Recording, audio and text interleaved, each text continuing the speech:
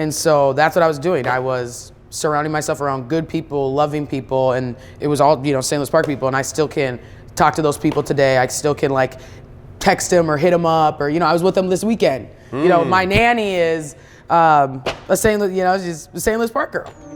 She's like full circle. Like, you watch my kids and I watch you grow up.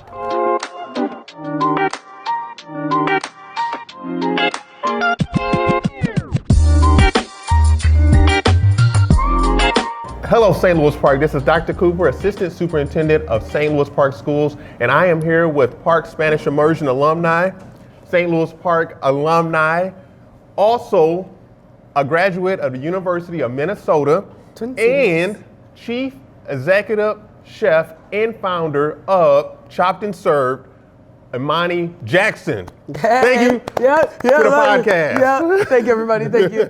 We're excited to be here. Yes, thank you, Jeremy.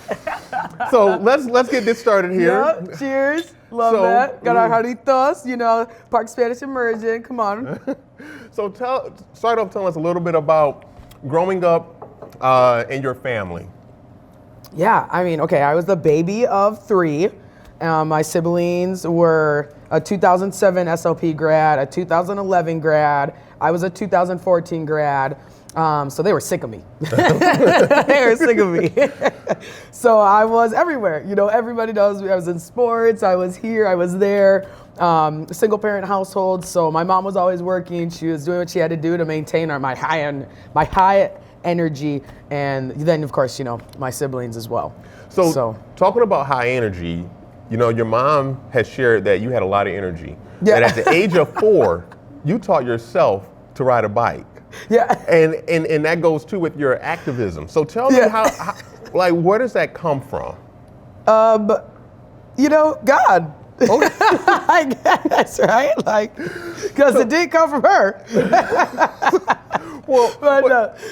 So tell me a little bit more about growing up then with your mom that inspired you to become a chef.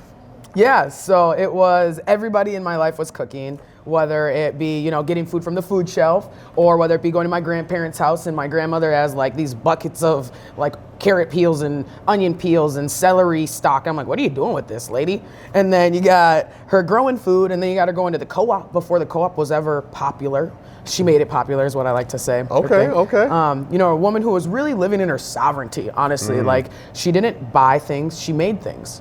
She knew how to sew. People don't know the craft and the art and the skill of sewing and the level of survival you can obtain with sewing. I still have my favorite hats and my blankets that she sewed my name into and I got all the things.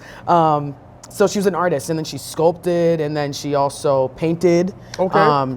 We're gonna put up some of her painting here, but yeah, she's really the person, our bluish cuisine, she's really the person that created food and her energy as a bridge for healing and connection. So when you talk about the bluish cuisine and chopped and served, tell me a little bit more about the special story behind this, about how you serve others through your restaurant. Yeah, so through our food, bluish cuisine, so something as simple as black plus Jewish equals I can't wait to bluish. I can't wait to try that too. And it's not blue 40. Okay, this is definitely a superfood in here that is all natural. It'll make your gut feel nice and happy. Okay. So it's blue spirulina is what makes it blue. Okay. And it just plays into what we're doing here. The superfood outside of just the color of it. But yeah, so this is just one of those things. Black plus Jewish equals bluish. Okay. And my grandmother was one of those women who was very spiritual, very religious, very wholesome, right? And she was able to teach me about all of these different things in life and ways and stories. And then you have my mother who is just living this life, And then you have, a community that you're actually in. That's very different from the home you go to every day. So tell me about that St. Louis Park community and how, that community got you or inspired you in certain areas to where you are today. Yeah, so that community was open and loving, so they'd bring me in. I got so many experiences with my friends' families. A lot of the things I do now, I see myself these are the things my friends' parents did with us. You know, like going to the farmer's market early morning on a Saturday, like, get up, we going. And it's the same farmer's market, or just little things like that. I feel like the way you want to celebrate your holidays now that you have little kids. Just that openness of being like, oh, it's a holiday, like, come on, like, you're friends, but you're family, you know? Outside of that, there's been so much adversity in St. Louis Park as well, and that sadly and unfortunately brings you closer together. But it allows you to be human, and it allows you to connect, and it allows you to be open and real, because everybody's going through something. And so that's what we're able to do through food, like you and I right now, being able to chop it up, talk it out, eat it up. How did you get into cooking when you're such a picky eater? Yep, you did your research. If I'm gonna be picky about it, I gotta know what's going on. So I am also nosy. So I obviously was always in the kitchen, checking what was being put into my food or not put into my food, and making sure that I would eat it. That's how I learned how to cook, was just being nosy, making sure I'd eat that food that was being cooked. After a point, I got kicked out of the kitchen. Ooh. But, you know. How'd you get kicked out of the kitchen? Grandma wasn't playing no games. She doesn't want to be asked what she's making or how she's making it. If I'm going to help, I can be in the kitchen. But if I'm going to ask questions, then I can get out. You were making fried chicken at 4? In 5th grade. In 5th grade. How old are you in 5th grade? So in 5th grade, you're around 10 years old. So tell me about how that sparked your love for cooking. Yeah, it was funny, because growing up with my mom, you know, single parent household, baby of 3, you have to become independent. You have to learn how to do things. You have to be self-sufficient. You know, I'm carrying keys and I have a cell phone by the time I'm in 5th grade. That's not like most 5th graders. So me cooking is nothing weird. It's very normal to me. But we had a different lifestyle at my mother's than my grandparents' home, right? Like with my grandparents, my grandmother would go shopping at the co-op and would get organic food. Ooh. And it's like, what's the co-op? What's organic? You know, I learned that stuff from her, not from my mother, but that's the divine balance of, you know. So tell me a little bit about childhood, about your background growing up. So tell me about your family growing up. Yeah, so I am the baby of 3. Both my siblings went to St. Louis Park. My brother graduated in 2007, and then my sister graduated in 2011. Ooh. So we were and then I'm 14. So I went to PSI, and that was a very interesting experience. Tell me more about that. It was, what is in the middle of this tomato? It was fun. It was different in the sense of, you know, being the only black student in your grade for predominantly most of the time there. You know, you started with quite a few black kids, and then by the time I'm in 3rd grade, it's just me. Wow. So I can relate to that experience growing up myself. I went to a private school, and being in a private school, it might have been me and maybe 2 other black students in the classroom. Yeah. And so, you know, you make that connection. But I went to such a small school in high school that we all bonded together. So how did you navigate as a young age? Did you have like support, areas of outlet, or some teachers that really just you connected with to help you? Yeah, I think it helped that the teachers were all teachers of color at the end of the day. Like PSI was, you know, Park Spanish Immersion. So the teachers who came, and the Amities as well, were all people of color. But then it helped having, you know, the older kids of color there. Like, those are like my most significant relationships in life right now, is the ones I formed when I was at PSI as a young black student yearning for more black experience. You know, Dr. Stevens, who is a black teacher at St. Louis Park. She is St. Louis Park. That's what I say. So tell me about how Dr. Stevenson inspired you. Yeah, so Dr. Steven, I mean, anything from just like staying after school and like braiding my hair and like showing me how to like maintain my crown, you know? Like little things like that, that most people wouldn't even think about. But when you have a white mother, she can only do what she knows how to do. But I'm a black student, and I'm a black kid, and I needed a lot more than just what you know how to do. So Dr. Stevenson was that teacher that pulled you in, was able to almost like that mother figure at the school for you. Yeah, we call her Dr. Mama. Dr. Mama. Dr. Mama. So tell me about the kitchen that was at the high school. When we were in high school, they definitely had the kitchen. It wasn't even being used. It was more storage, but it was a full kitchen with stoves and everything. And you would go in there and cook and... Sometimes we were in there. Yeah, sometimes we were in there. And then the Storial, don't know if you know what that is, but That's like... the store, right? Yeah, with all the... Yeah, I used to work the Storial, manage the Storial. Like, so I was in it, you know what I'm saying? So there's no food program. These kids they have a brand new lunchroom. They have a brand new athletic facility. And who is the trainer coming in to ensure that our like academics are matching our athletics, because it never was matching. It was always teeter-tottering, right? Ooh. So now we have kids that are graduating, and what is the skill set they're learning?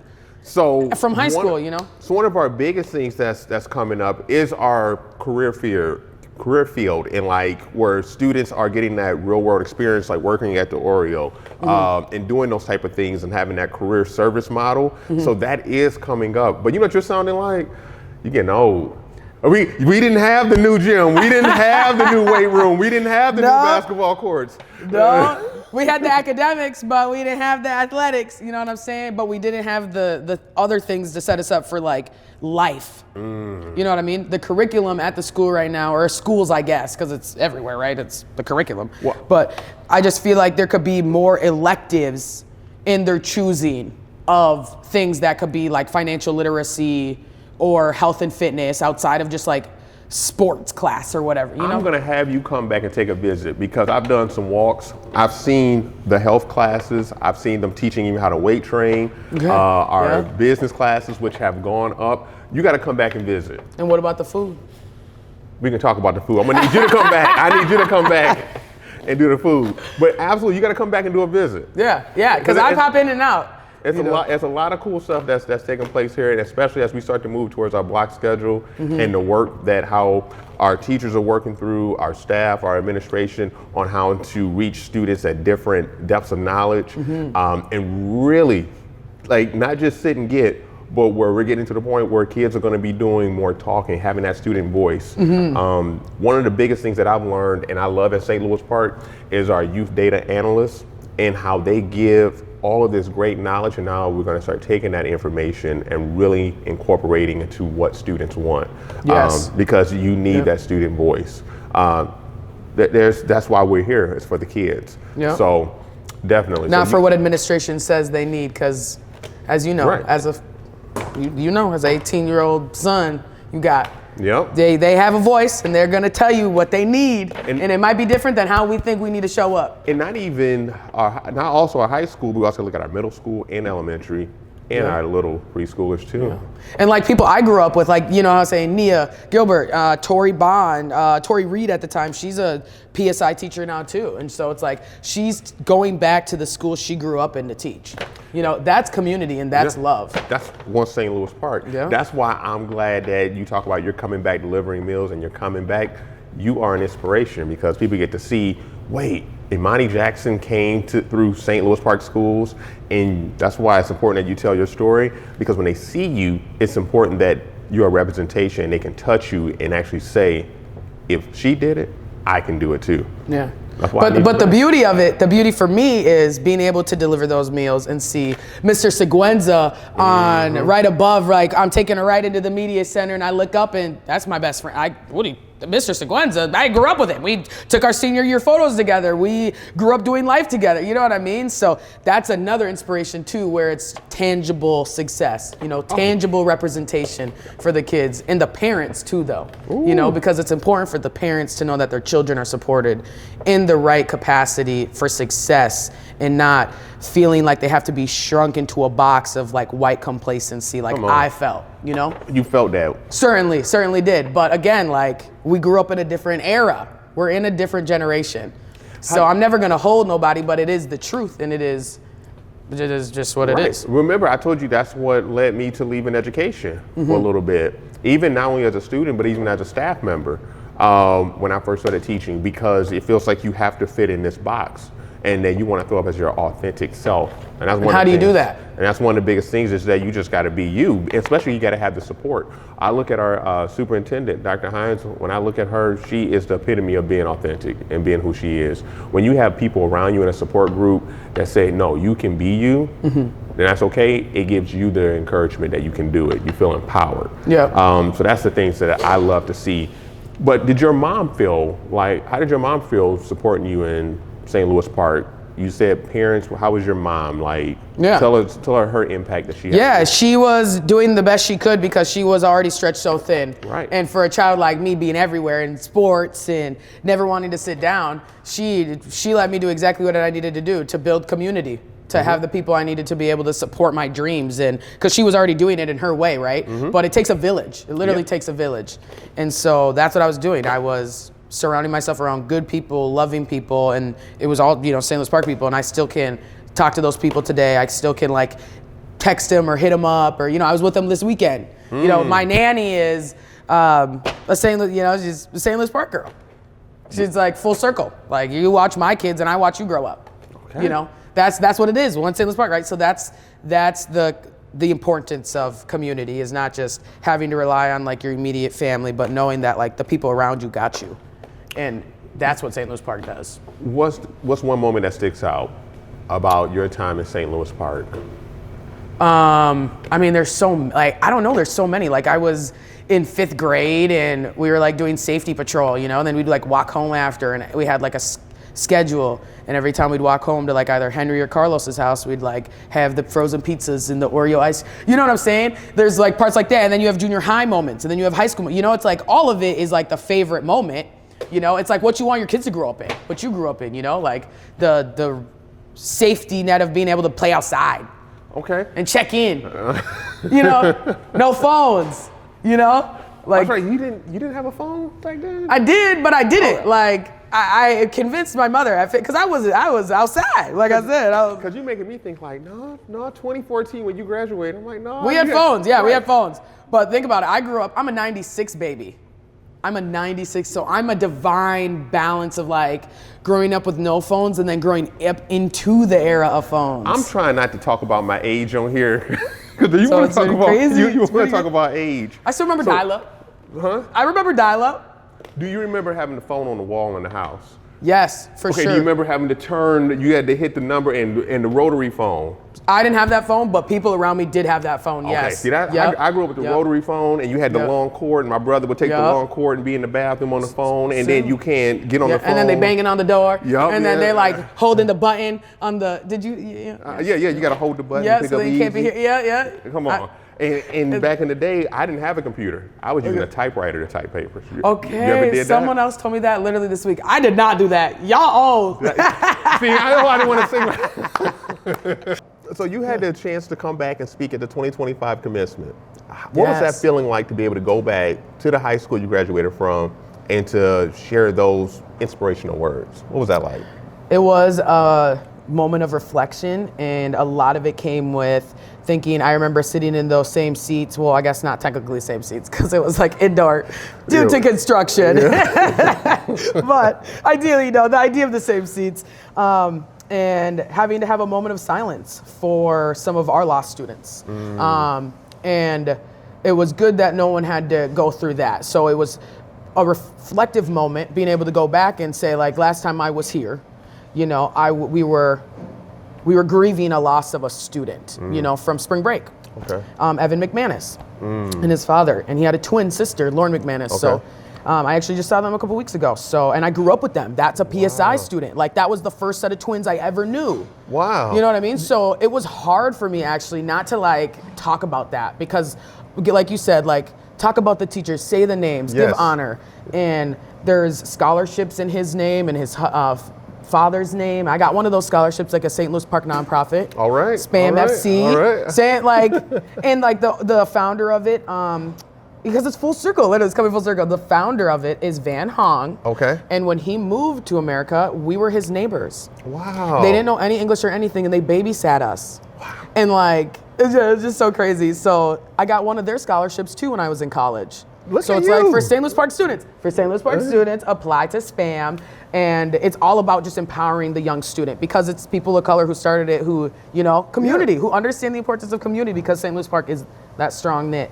Now, that's one thing that since I've started in St. Louis Park is seeing the tight-knit community. Yeah. And that's why you can see I'm wearing one SLP because it is like such a tight-knit community. People come together, and what you shared too about you had this whole community and network with you that supported you along the way. If you could say anything to students today, like growing up, our elementary, middle school, high school students, we have something called a portrait of a learner, where it's about our students being dreamers, innovators, nimble.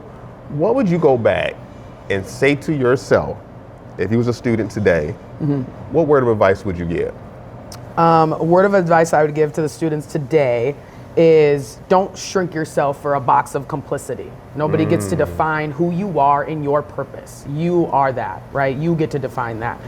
And if you don't have haters, you ain't popping, baby. So just remember, like I said at the graduation, you gotta stay true to yourself. You know what I mean? Stay authentic, and you might not know what that is. So you're gonna trial and error, and that's okay. Yes. Trial and error is beautiful. And the confidence, competence builds confidence. So go learn and be willing to unlearn and relearn, because then it'll shift your perspective. It'll shift what you want to do, and it will set you to the right path and, guide you to success that you want to achieve. Something you said there about perfection, never let perfection get in the way of progress. Never do that. Yeah, I got to tell myself that all the time too. As a business owner, you got a lot of perfecting, like Rosanna, make these coconut flakes show. I know, this looks so good here. So what I want to say, there's something that happened behind the camera, but I won't describe what it was. But what I want to say is, Chef Imani Jackson, you are the soul of SLP. You are an incredible story of what you navigated and what you've come from. You have so much to be proud about. I know your family's proud of you, to being a business owner, and you're going back and you are helping the community. So I just want to say thank you for sharing your story. Thank you for sharing your food. Yeah. Because this truly means a lot, and I'm humbled and honored to be able to sit here and interview you. Yeah. So I'm humbled and honored to be able to teach you about my community. Yes. You know what I'm saying? Yes. Because, like I said, I am because of SLP, and that's what I like to say, and that's a fact with the teachers we're talking about and the people that are still there. Okay. They're changing lives and generations. Okay, so can we grub on this food here? Yeah, go for it. Whatever you want. Okay, Whatever you want. Let's describe this here. Okay, so we got, I came in being picky. So we got some loaded taco fries. Okay. Then we got some regular tacos. And then, of course, the signature bluish bowl. Okay, I think I'm going to try, because I'm going to finish with cold. That's kind of cold, isn't it? Yeah. I'm going to go cold. warm first here. Okay, yeah. What do you want? The regular taco? Let's do the taco first. We're All going right, to try let's the see taco what here. you got. It's coming apart here, but I'm We need one of those crab boil bibs. I know, because I can't mess with the white. No, I got it. I'm going to go just like this. Oh, no, look, it's already ripping. Hit him. Delicioso. There we go. Delicious.